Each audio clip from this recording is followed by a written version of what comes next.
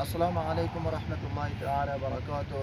Aziz muxlislar, ertangiz xayrli va nurli bo'lsin. Umid qilaman, sog', salomat va baxtli yashab bo'lsangiz. Azizlar, mana bugun alhamdulillah poytaxtimiz Kobulga ham kecha kechadan hozirga qadar yomg'ir yog'ib chiqdi va hozir ham yomg'ir yog'ayapti. Alhamdulillah, Alloh taoloning rahmati yog'ib turibdi.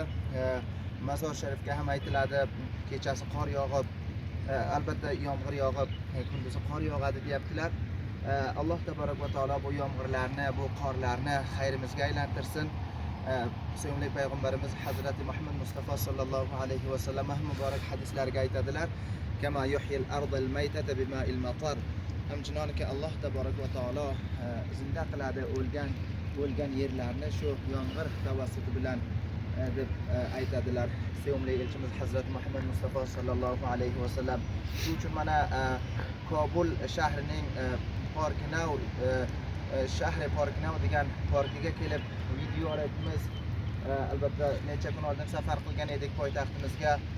Juda ham go'zal, juda ham chiroyli. Ushbu yerdan ham sizlarga bir lavha tayyorlab sizlarga taqdim qilsak, tarqatsak degan umidda shu yerlarni sizlarga ko'rsatib turibmiz, so'zlab turibmiz.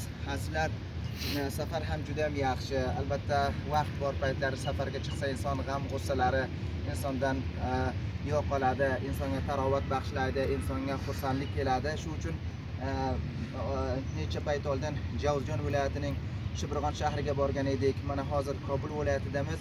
Har birlaringizga salomlarimiz bor.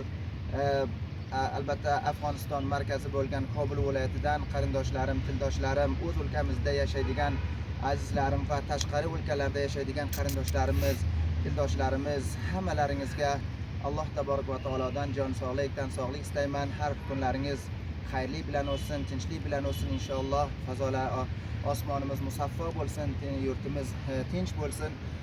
Har birlaringizga salom yo'llaymiz. Mana meni ukam bilan Hofiz Said Naqibulloh Saodat bilan kelgandik. Ularni ham salomlari bor, sizlarga salomlarini vasila bo'laman. Azizlarim, vaqtingizni olmasdan har biringizni yaratgan Robbimga topshiraman. Xayr, omon qoling azizlar. Assalomu alaykum va rahmatullohi va barakatuh.